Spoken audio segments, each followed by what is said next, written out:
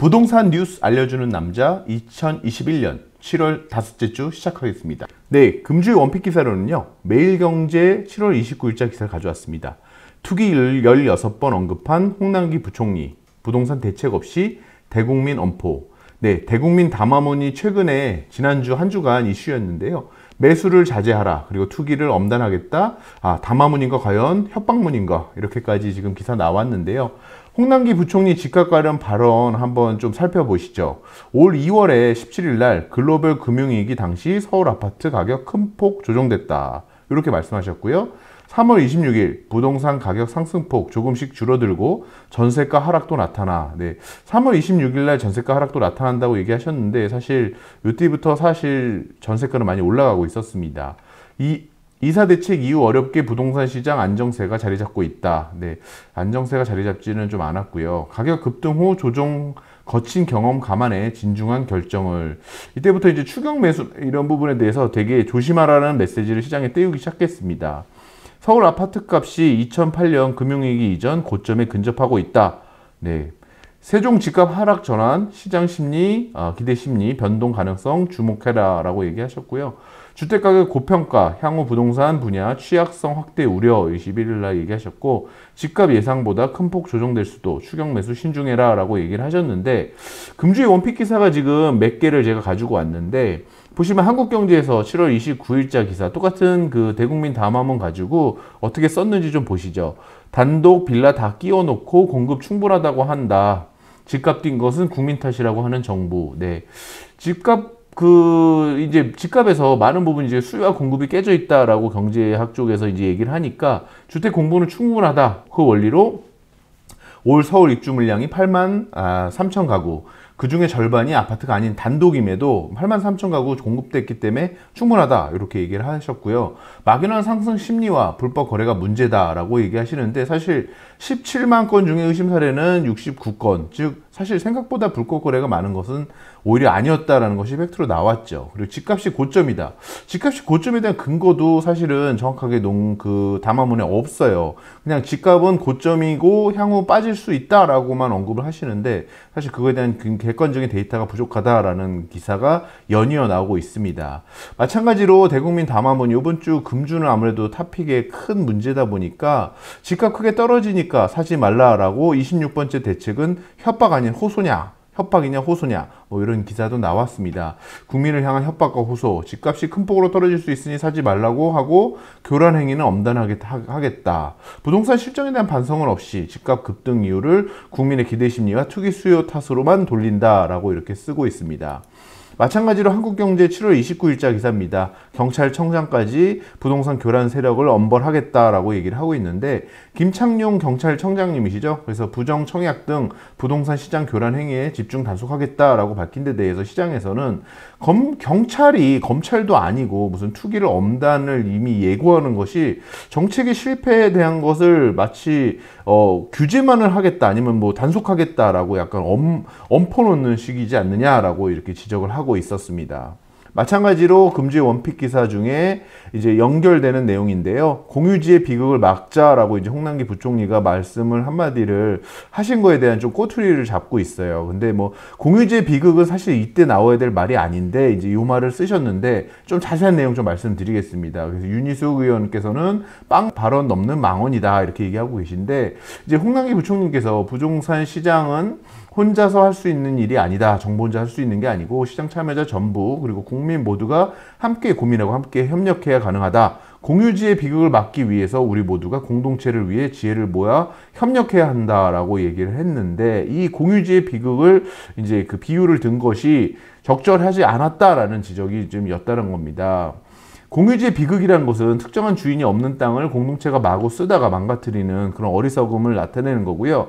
우리가 아는 그 사유지가 아닌 공유지, 그러니까 마을 텃밭이나 무슨 마을 공동 그런 장소, 이런 곳은 관리가 잘 어렵다라는 것을 나타내는 일종의 그 그런 경제학적 그 용어입니다. 이게 맨큐의 경제학에서 이제 처음에 언급이 됐던 걸로 저는 알고 있어요. 근데 이런 부분을 오히려 이게 적정했는가? 지금 부동산 시장이 공유지도 아닌데 공유지의 비극을 막기 위해서 협력해야 된다라고 얘기하니까 그러면 뭐지? 우리가 알고 있는 집들이 공유지인가? 라는 바로 반론을 맞게 되는 겁니다. 그래서 아파트 입주 물량에 대한 기사도 다음에 좀 연결되는데 일단은 요 공유지에 대한 비극을 막자라는 요 비유 문구가 잘못됐다는 거에 대해서 한 주간 조금 하이라이트가 많이 됐던 한 주였습니다. 잘못 없다며 또 서국민 탓, 맹탕 대책 내놓고 협조해야 엄포도. 네. 같은 지금 그 대국민 담화문을 가지고 서울경제 7월 29일자 기사에서는 시장에서는 물량 부족 호소하는데 정부는 충분하다 하고 있고 시장에 대한 그런 모니터링이나 이런 정책에 대한 반성 없이 집값 하락 풀 것이고 사지 마라. 대국민 상대로 공포 마케팅 하는 거냐라고까지 얘기를 하고 있고요. 전문가들 대책 없이 읍소만 하는 것은 신뢰 추락만 될 것이다 라고까지 언급하고 있습니다.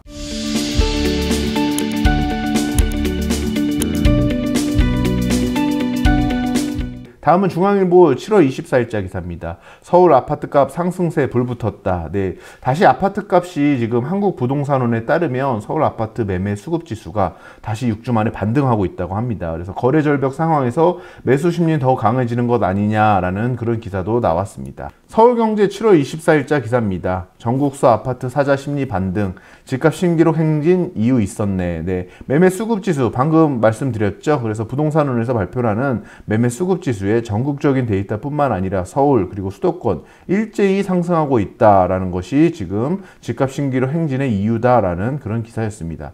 전문가들을 한번 의견 들어보시죠. 거래량이 많지 않은 상황에서 아파트 매수 수요가 줄어들지 않고 있는 것에 대해 시장에 나와 있는 매물이 많지 않기 때문이고 정부가 보유세와 양도세 부담을 대폭 강화하는 등 강력한 규제책을 피고 있으나 다주택자들이 매물을 팔기는커녕 증여를 통한 버티기 등으로 오히려 시장의 매물 잠김 현상 그리고 매매뿐만 아니라 전세 시장에도 공급과 수요가 부족한 공급이 부족한 그런 현상 때문에 매매 수급 지수가 깨져 있다. 이렇게 보시면 될 것 같습니다.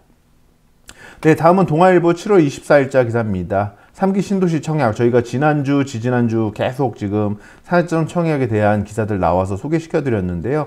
다음 주 드디어 막이 오르고요. 그 다음에 요 사전 청약, 신혼부부 물량이 특별히 많다라는 거 요번에 좀 말씀드렸는데 다시 한번 좀 말씀드리면 전체 이렇게 5곳, 네, 4,333채 중에 그 1945채가 절반이 넘죠? 거의 절반이죠. 그죠? 절반 가까운 신혼 청약. 요거 주의해서 많이 하셔라 라는 기사입니다. 그래서 신혼특공의 가점제, 생애 최초 추첨제 소득 요건 등 꼼꼼히 따져서 신청하셔야 되고 일반 분양은 오히려 지역 거주자에 우선 공급되니까 본청약 전에 거주 의무 채우면서 자격 거주 요건 및 자금 계획도 신중히 세우셔야 한다. 이렇게 기사 내용 정리해 드렸습니다. 네, 다음은 7월 24일자 매일경제 기사입니다. 아까 말씀드렸던 매매 수급 지수 계속 이제 연달아 나오는 얘기인데요. 서울 아파트 매매 심리 깡충 이렇게 썼습니다. 그래서 동남권 매매지 수급 지수는 조금 떨어진 반면 동북권 어딜까요? 노도강입니다. 네, 동북권 매매 수급 지수가 올라가고 있다라고 얘기를 하고 있고요. 이거 전체가 지금 서울의 그런 매매지 수급 지수를 올리고 있다. 그래서 이 원인이 무엇인가를 좀 여기 분석을 해놨는데 한번 눈여겨보실 것 같아요. 이달부터 무주택 수주수요자에 대한 대출 한도가 확대된 것과 최근 정부와 여당이 추진하던 재건축 2년 실거주 의무 규제가 철회된 영향이 큰 것으로 풀이된다. 또 9억 원 이하 중저가 아파트가 많기 때문에 이 노도강 지역에는 9억 원 이하 중저가 아파트가 많기 때문에 갭 투자가 쉽고 아직 조합 설립 전이라는 점도 영향을 미쳤다. 이렇게 기사는 쓰고 있습니다. 네, 다음은 7월 24일자 한국경제기사입니다. 10년 흉물이 여의도 하플로, 네, 부동산 금융교과서 된 파크원. 네, 갑자기 왜 부동산 금융교과서냐 이렇게 얘기하시는데 워낙 인기가 많고 요즘 뭐 거기 가봤어 하는 그 핫플레이스 우리가 얘기하는 그렇죠. 아시죠? 뭐 핫플레이스. 거기에 지금 더현대 서울이 이렇게 당당하게 차지하고 있습니다. 그리고 저는 사실 여기하고 연관이 좀 있는 그런 제 예전 이력 때문에도 가지고 왔는데 제가 예전에 과거에 건설사에 근무할 때 이 현장에서 잠시 근무를 했었어요. 그래서 2010년 토지 소유주와 통일교 재단의 그런 지상권 분쟁으로 약 10년간 공사가 중단됐던 이 프로젝트에서 제가 잠시 중단되기 전에 근무했던 그런 기억이 있고요. 저한테는 사실 되게 오랫동안 그 거주를 했던 동네이기도 하고 그래서 많은 관심이 가고 또 애정이 있는 곳인데 정말 이렇게 멋지고 쾌적한 그런 쇼핑몰이 또 생겼다라는 거. 요즘 비록 코로나 때문에 뭔가 좀 이슈는 또 다른 이슈도 있었어요. 그렇지만 많은 분들이 또 찾고 그런 명소가 되고 있고 한 단계 어떤 쇼핑몰의 어떤 그런 트렌드를 한 단계 높였다. 그리고 어떤 금융 쪽에 있는 여의도의 그런 고급 오피스 시장도 한번 한 단계 퀀텀 점프 시키는 그런 프로젝트였다라고 평가받고 있습니다. 그리고 제가 기억하기로 그 오피스동 두 개가 제가 이제 그 관여했던 건데 영국의 유명한 건축가가 이렇게 시공을 한 거예요. 그래서 여러분들 시간 되시면 한번 더현대 서울도 이제 코로나가 풀리고 한번 가서 또 한번 즐겁게 누렸으면 좋겠습니다. 다음은 한국일보 7월 24일자 기사입니다. 경부고속도로 지하가 만성정체 해결책이라고 단기 처방일 뿐. 네, 그래서 교통에 관련된 내용인데요. 사실 조금 기사가 내용이 저도 읽어봤는데 이게 단기 처방이다 그래서 정말 효과가 없는가라고 봤는데 오히려 이제 단기에는 소통에 도움이 된다라고 얘기를 하고 있습니다. 근데 장기적으로 교통을 더 악화시킬 수 있다. 그 원인이 뭐냐면 조금 저는 이해가 안 되는 부분이 있었어요. 오히려 이게 개선을 시키니까 그로 인해 교통량이 증가하는 소위 유발 수요가 오히려 나타날 것이다. 그러니까 차로 오히려 정체가 안 되니까 더 몰려들므로써 정체가 될 것이다라는 조금은 좀 엉뚱한 그렇죠. 이게 근거는 뭔가? 그럼 유발 수요를 막을 수 있는 다른 방법은 없는가? 그리고 다른 도시에 또 그런 교통량을 분산할 수 있는 방법은 없는가? 그것을 무조건 이게 오히려 또 다른 그러니까 통행량의 증가를 가져오니까 더 막히게 될 것이다. 라는 식의 조금 논리는 제 비전문가 입장에서는 좀 이해하기 쉽지 않았습니다. 아무튼 뭐 이런 기사도 있다는 거 여러분 한번 읽어보시면 좋을 것 같고요. 다음은 요 땅값에 대한 기사 한번 나와가지고 좀 가져와 봤습니다. 1, 2분기에 지금 땅값 상승률이 최근에 이제 나왔는데 서울하고 이제 세종이 1, 2분기 땅값 상승률이 전국 1, 2 했다. 특히 세종이 올해 강한 상승세를 보였죠. 그래서 2.18% 1분기, 그다음에 2분기에 1.79% 아주 높은 상승률입니다. 서울은 사실 2점대는 아니지만 1.26, 그다음에 1.34%로 꾸준히 지금 상승하고 있습니다. 그래서 분기별 땅값 상승률 지금 2020년 2분기를 저점으로 다시 상승 추세로 올라가고 있다. 토지 거래량은 2019년 1분기 이후로 계속 거래량 증가하고 있다. 거래량 증가가 결국은 땅값의 상승을 거꾸로 끌고 오겠죠. 그래서 이런 부분도 여러분 눈여겨보시고 당분간 이 저금리에다가 돈의 유동성은 땅값의 상승을 계속 가져올 것입니다. 그래서 이런 부분들에 대해서도 투자를 검토를 하시면 좋을 것 같고 한동안 핫했던 지역이죠, 제주. 근데 이제 뭐 코로나나 이런 관광객들 오지 않음으로써 하락세였다가 다시 상승세로 반전된 부분도 여러분들 눈여겨보셨으면 좋겠습니다.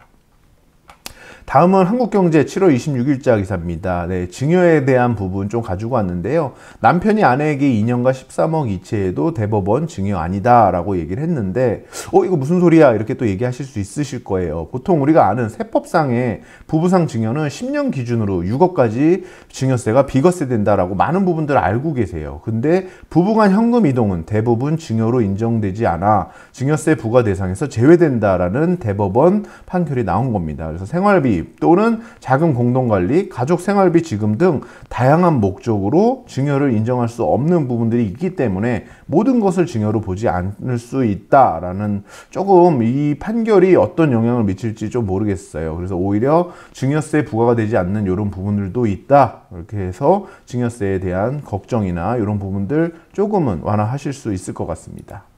네, 다음은 7월 27일자 매일경제 기사입니다. 네, 올해 지난주 하반기에 많이 이제 그 이슈가 됐던 건데, 임대차법이 2법이죠. 임대차 2법이 이제 작년에 8월 요맘때, 8월 직전에 나와서 1년이 됐습니다. 그래서 1년을 평가하는 기사들이 많이 나왔는데요. 중산층 전세 직격탄 맞았다. 그래서 작년에 7월, 그 다음에 올해 7월 대비 이제 아파트 평균 전세가는 당연히 상승했죠. 근데 이게 임대차법 때문에 상승했다라는 그 연결고리를 몇 프로다라는 거 보기는 사실 어려워요. 하지만 유동성의 문제, 그 다음에 뭐 현재 그런 매물 잠김 현상, 그 다음에 부동산에 대한 낙관론, 그 다음에 아직도 상승장이다라는 그런 생각 때문에 이런 전세가가 올라가고 있고, 그 다음에 물량 부족, 뭐 이런 것들이 있지만 이 복합적으로 지금 맞물려 있는 거거든요. 그래서 이런 부분들도 사실은 조금은 과연 이게 몇 프로가 임대차법으로 된 건지라는 부분은 사실 정확하게 과학적으로 분석하기는 쉽지 않습니다. 아무튼 임대차법 후폭풍으로 전세 매물이 1년 새 반토막이 났다. 요거는 어느 정도는 우리가 수치화할 수 있겠죠. 그리고 매물 절벽. 근데 이 전세 매물이 반토막 난 것이 꼭 임대차법인가라는 거에 대해서는 객관적인 근거를 좀 더 가지고 가야 된다라고 제가 말씀드리는 거고요. 이게 이제 얼마 전에 말씀드렸던 집주인 2년 실거주 의무가 풀림으로써 이제 뭐 지금 최근에 전세물이 나오듯이 그 법 때문에도 전세 매물이 줄었던 영향도 있는 거거든요. 그래서 그런 부분들 좀 말씀드리고 싶고요. 정부와 여당은 되려 임대차법으로 전세시장 안정화됐다는 황당한 주장도, 재계약 갱신율이 올라갔다, 뭐 그게 안정시켰다라고 얘기하는데 그건 좀 아니다라고 지난주에 한 말씀드렸죠. 그래서 임대차법에 대해서 후폭풍 아직도 거셉니다. 전국 아파트값 중간값 5억 돌파했다. 네, 중앙일보 7월 27일자 기사죠. 10달 만에 1억이 뛰었다. 이렇게 얘기하고 있는데요. 이거는 사실 KB국민은행에 나온 국민 가격 동향입니다. 주택 가격 동향입니다. 그래서 7월 12일 기준 전국 아파트 중위 가격이 5억 76만 원으로 이제 5억을 넘어섰다. 이렇게 보시면 되고요. 서울 중위 가격은 10억이 넘어선 10억 2,500이다. 이렇게 보시면 될 것 같습니다. 네, 다음은 중앙일보 7월 25일자 기사입니다. 양도세 줄이려고 사전 증여하다 세금 폭탄. 이 기사 사실 많은 분들이 좀 문의하시는 내용 중에 하나라서 좀 가져왔고요. 증여하고 상속의 이점이 뭐냐라고 물어보시는 분들 꽤 많으세요. 이제 부모님 연세가 99순을 이제 넘어가시면은 거의 대부분이 요 생각을 하시는 거고, 이제 부모님 입장에서도 그거에 대한 자식들한테 플랜을 뭐 한번 물어보시는 경우도 있으세요. 그래서 이제 조심스럽게 물어보시는, 상담을 요청하시는 분들이 있으신데, 80에서 이제 그러면 증여세가 이제 10년 동안은 증여세에 대한 이득이 있으니까 증여가 난 것이 아니냐라는 질문 많이 하시는데, 우리가 증여를 하시고 10년 안에 이제 상속을 하게 되면 그것도 같이 상속 재산으로 평가가 됩니다. 그래서 그것도 조금 눈여겨 아시면 좋겠고요. 상속세는 또 더 이점이 하나 있습니다. 그것이 뭐냐면 부동산으로 이제 상속시는 기준시가로 적용한다는 거죠. 근데 이것을 매도해서 현금화하고 이제 증여하게 되면 매도가가 되겠죠. 그래서 어떻게 보면 부동산인 상태로 상속하는 것은 다소 상속세를 줄일 수는 있는 부분도 있다라는 기사입니다. 그래서 사실 정확한 이런 세금에 대한 부분은 꼭 상담을 받으시고, 저희도 세무사님들한테 어려운 케이스나 이런 부분들에 대해서는 반드시 확인을 받거든요. 그래서 그렇게 확인을 받으신 다음에 증여나 혹은 상속 계획을 세우시는 게, 그리고 매매 계획도 그거 다음에 같이 연달아서 세우시는 게 가장 나중에 절세적인 부분에서 이득을 많이 찾으실 수 있습니다. 이미 거래 계약을 하시고 오셔서 물어보시면 어떻게 해드릴 수 있는 방법이 되게 적어요. 그래서 그 부분도 여러분들 많이 좀 아셨으면 좋겠고, 증여세하고 요 상속세 기본공제는 조금 아셔야 될 것 같아서 저희가 정리한 표가 있는데, 배우자 같은 경우 증여세가 6억, 근데 변전기사에 나왔죠. 이게 꼭 6억까지가 아니어도 더 인정될 수도 있다라는 기사 말씀드린 거고요. 직계 비속은 5천입니다. 직계, 그다음 비속 미성년자는 2천만 원, 직계 존속은 5천, 그다음에 기타 친족간은 1,000만 원. 그래서 며느리 같은 경우는 여기 이제 기타 친족간에 들어가고요. 아들 같은 경우 아니면 딸 같은 경우는 5천만 원에 들어갑니다. 그리고 상속세 같은 경우는 배우자 공제 최소 5억과 최대 30억 한도, 그리고 자녀 같은 경우는 인당 5천이고요. 미성년자 공제, 연로자 공제 있고요. 일괄 공제는 5억. 그래서 배우자는 별도로 이렇게 보시면 됩니다. 그리고 증여세는 말일로부터 3개월 이내고요. 상속 개시일부터 6개월 이내라는 것도 알아두시면 좋을 것 같습니다. 네, 다음은 한국경제 7월 27일자 기사입니다. 몇 달이면 끝날 혼란이다더니 전세는 물론 매매가까지 폭등시켰다.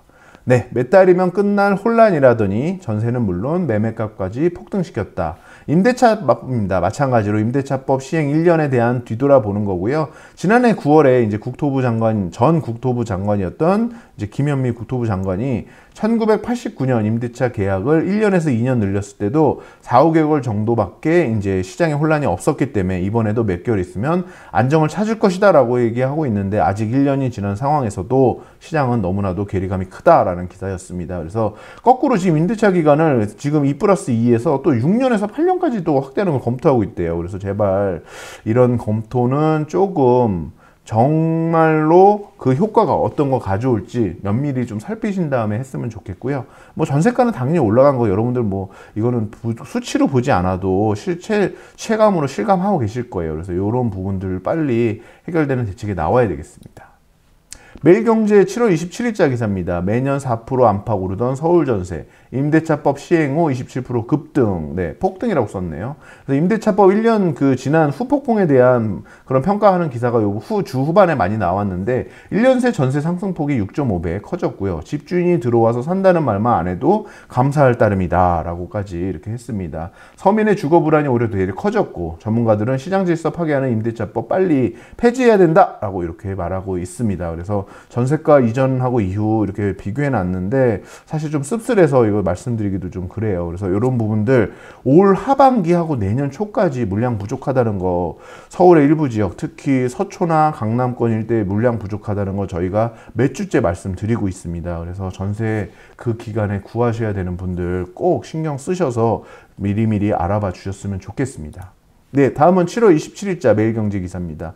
안전진단 속속 탈락, 서울 재건축 관망세. 네, 재건축의 안전진단을 2018년 2월에 이제 평가 항목을 대폭 강화하면서 안전진단 통과가 어렵게 만들었습니다. 그러니까 재건축의 속도를 조절시키는 거죠. 재건축 단지가 늘어나지 못하게 막는 건데 이게 시장에 사실 공급을 부족하게 만들고 있는 가장 큰 요인 중에 하나거든요. 그래서 재건축을 자꾸 빨리 하겠다 하고 있지만 아직까지도 이 안전진단에 대한 점수를 강화한 것은 풀질 않고 있습니다. 그래서 한번 보시면 2018년 8월에 구조 안정성 가중치를 기존 20%에서 50%까지 높여버렸습니다. 그러니까 구조적으로 정말 무너지지 않을 거다라는 그런 무너질 거다라는 것이 안 나오면 이 점수가 많이 떨어지겠죠. 여기에다 공공기관에서 2차 적정성 검토까지 받으라는 좀 애매한 부분까지 넣어버린 겁니다. 그래서 주거 환경이 열악해도 붕괴 위험이 있는 단지를 빼고 하고는 사실상 안전진단 통과하기 어렵다라는 것이 어떻게 보면 조금 중요한 문제인 것 같습니다. 그래서 지금 70 몇 년도 이렇게 된 아파트들은 사실 가보시면 안전상의 문제도 있는 부분도 있고요. 많이 낙후돼서 이미 생활 환경에 많은 불편을 녹물이라든지 아니면 그런 것도 겪고 계신 단지들이 있습니다. 이런 부분들을 무조건 막을 것이 아니라 조금은 제도적으로 보완을 해서 재건축의 어떤 속도도 내면서 시장의 공급도 원활히 넣는, 이게 무조건 규제한다고 더 되는 게 아니라 규제하니까 규제할수록 더 올라가는 그런 현상마저 보이고 있거든요. 그래서 이런 거에 대한 조금은 다시 좀 더 재검토가 필요한 것 같습니다.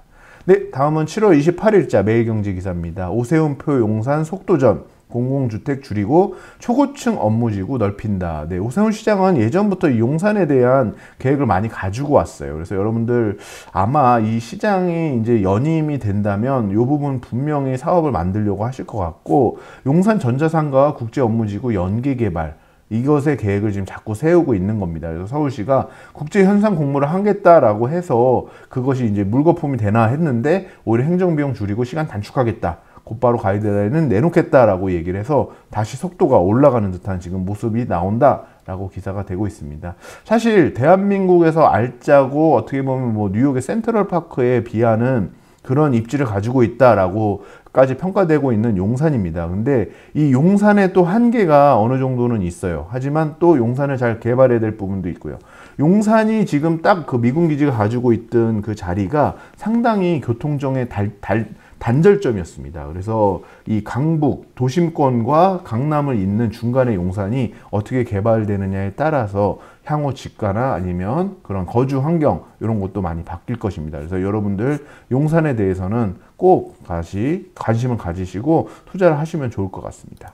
네, 다음은 중앙일보 7월 28일자 기사입니다. 내년 하반기 또 전세가 폭탄, 물량 예측도 못하는 정부. 예, 임대차법 마찬가지입니다. 내년 8월부터 순차적으로 이제 청구권 사용한 그런 갱신계약이 만료되는 시점이 돌아오기 때문에 엄청난 폭탄이 지금 뒤에 기다리고 있다라고 지금 자꾸 언론은 하이라이트하고 있는데 정부에서는 그것을 눈을 감고 있습니다. 그래서 이 부분 몇 주째 지금 말씀드리고 있기 때문에 꼭 전세 만기 다그래요 하시는 분들이나 아니면 집주인이 돌아온다 하시는 분들은 전세에 대해서 꼭 확인하시고 부동산 가치에도 연락을 주시기 바랍니다. 네, 다음은 7월 28일자 매일경제 기사입니다. 너무 오른 집값에 월세 난민 30대 로또 청약에만 목매게 하는 게 문제. 네, 사실 벼락거지라는 말 얼마 전에 이제 새롭게 나온 신조어인데 주택 시장이 큰 손으로 이제 30대 40대가 많이 들어왔습니다. 예전에는 어머님 부모님이 해주던 거 따라 했는데 이제는 부동산이 자기 자산에서 가지고 있는 비중이 너무 높아진 거죠. 이제는 30, 40대가 아니라 2030, 1020까지도 부동산 시장에 관심을 너무 많이 높게 갖고 있어요. 그래서 이제 전세 가격, 월세 비중 10년 전 전세가를 앞질렀고요. 그 다음에 매매 전세 가격은 감당하기 힘들죠.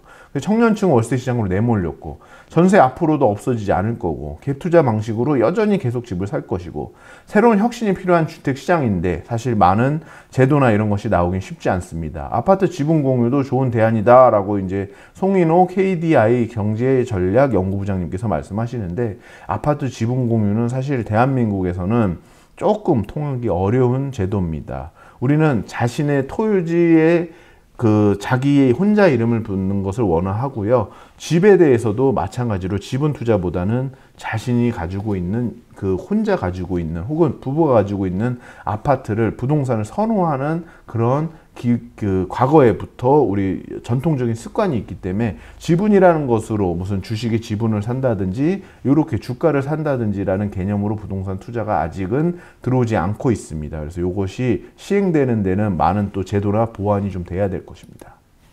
네, 매일경제 7월 29일자 기사입니다. 한 몇 주 전에도 말씀드렸는데 이 명동에 몇 주 전에도 말씀드렸는데 이 명동의 공실률 정말 심각합니다. 1층 전보도 텅텅 비어. 예전에 뭐 권리금 3억이었던 게 지금은 권리금 제로해도 안 들어간다 기사까지 말씀드렸었는데 이제 명동의 공실률이 계속 올라가고 있습니다. 코로나로 인한 외국인 관광객도 줄어들었고요. 그 다음에 대학생이나 중고등학생들이 쇼핑을 하던 명동도 이제는 온라인 쇼핑으로 모든 것이 사라졌습니다. 플렉 스토어라고 해서 우리 많은 대기업이나 이런 곳에서 깃발 점포입니다. 깃발 점포라 그래서 명동에 그래도 샵이 있어야지 되는 마케팅이 되던 시절이 있었는데 이제는 매출이 안 나오는데 비싼 임대료를 낼 이유가 없어진 겁니다. 그리고 가보시면 인적조차 많이 드물어졌어요. 그래서 이 명동을 살리는 방법 빨리 만들어져야 될 것 같습니다. 이태원 그 다음에 홍대 합정보다 급격하게 공실률이 올라가는 거 보실 거 있고요. 홍대는 합정이나 이태원은 최근 들어서 다시 또 활기를 조금은 젊은 층의 또 한 힙합 뭐 이런 문화로 또다시 좀 트렌드를 따라가고 있다. 근데 명동은 아직 그런 것도 따라가긴 좀 어렵다라는 것도 좀 보시면 될 것 같고요. 부동산은 2분기 임대 동향 지수입니다. 서울 대표 상권 명동 일대 공실률이 치솟았고 미래유산 지정 음식점도 이제는 폐업하고 소규모 상가 공실률이 43.3%, 10채 중에 4채가 공실이란 얘기입니다. 땅값만 올라 빌딩 거래만 활발하고 이 땅값이 올라 빌딩 거래에 대한 이유는 왜일까요? 높은 공실률로 부담감을 느낀 소유주와 높은 유동성의 코로나 이후에 대한 투자자들의 둘의 이해관계 맞았기 때문입니다. 그래서 아직까지 이게 수익성으로 이어진다라는 보장은 없기 때문에 투자에도 유의하셨으면 합니다.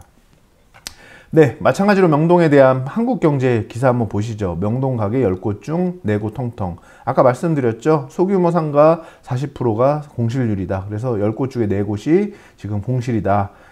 상업용 부동산 임대 동향의 2분기 전국 소규모 상가 공실률 6.4%, 그 중에 명동은 43.4%까지 증가했다. 기사 눈여겨보셨으면 합니다. 다음은 한국경제 7월 29일자 기사입니다. 네, 가계대출 증가율 3에서 4%로 억제하겠다. 이금융권 엄격 관리하겠다. 네, 하반기 은행 문턱을 높이기로 개인별 DSR 저희가 몇 주째 말씀드렸죠. 총부채 서비스 비율, 네, 상환 비율. 그래서 기준 차질 없이 시행하겠고요. 부동산으로 유입되는 과잉 유동성 차단하겠다. 제2금융권 엄격 관리하겠다. 이렇게 보시면 될 것 같습니다. 네, 다음은 이투데이 7월 29일자 기사입니다. 꼬마 아파트 타깃, 전세가 급등에 고개 드는 갭투자. 네, 갭투자가 뭐죠? 전세 끼고 주택을 매입하는 거죠. 규제 피한 지방 1억 미만 아파트 거래 기승하고 있고요. 수도권 잔여명이 갭투자 시 10배 늘어. 공급 과잉 깡통 전세 주의해라 라고 말하고 있습니다. 그래서 다시 갭투자가 들어오고 있다라는, 그렇다고 꼭 그것이 맞느냐라는 생각인데 일단 금액 자체가 싸니까 갈 수 없는 그 유동성들이 그쪽으로 좀 향하고 있다라는 것도 한번 생각하셨으면 좋겠습니다. 네, 다음은 서울경제 7월 29일자 기사입니다. 체감 경기 하락, 집값은 상승, 전망 확산 이렇게 보시면 되고요. 소비 심리 지수 CCSI죠. 이렇게 해서 보시면 올라갈수록 낙관적인데 이제 또 다시 비관적으로 내려왔다라는 뜻이고요. 주택 가격 동향은 100보다 클수록 올라갈 것이라는 것이 점점 올라가고 있죠. 그래서 집값은 올라갈 것이고 소비 심리는 지금 비관적으로 다시 떨어지고 있습니다. 이게 4차 유행을 기점으로 많이 떨어지기 시작했어요. 그래서 3차 유행이 끝나고 좀 잡히나 했는데 현재 이렇게 돼서 올 하반기 지금 경제 체감 지수 매우 좋지 않습니다. 그래서 이런 부분도 눈여겨보셨으면 좋겠습니다.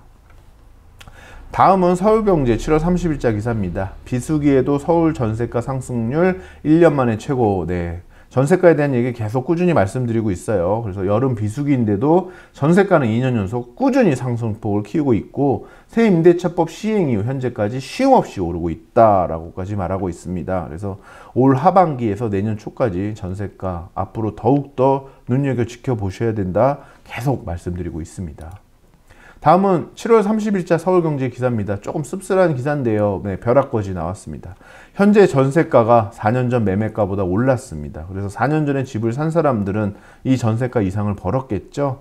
근데 지금 그때 계속 전세를 사신 분들은 현재 전세가에도 못 미치는 돈이 돼 있겠죠. 그래서 통계가 입증한 벼락거지. 네. 정부의 이딴 정책 실패로 집을 사지 않았다는 이유만으로 자산 규모가 줄고 주거 사다리의 아래 칸으로 이동할 수밖에 없는 현상을 우리가 이제 소위 속된 말로 벼락거지 현상이라고 말하는데 4년 전 매매가보다 더 높아진 전세가 어떻게 보면 역전된 거죠. 그래서 하루아침에 그냥 돈을 나는 노력하지 않았는데 거지가 돼버렸다 뭐 이런 좀 비관하는 내용인데 사실 이 자산의 규모가 주는 것에 너무나도 급격한 이 집가 상승이 더욱 상대적인 박탈감을 느끼게 했던 거는 맞는 것 같습니다. 그래서 이런 부분들 다소 씁쓸한 내용이지만 또 눈여겨보셔야 될 것 같고요.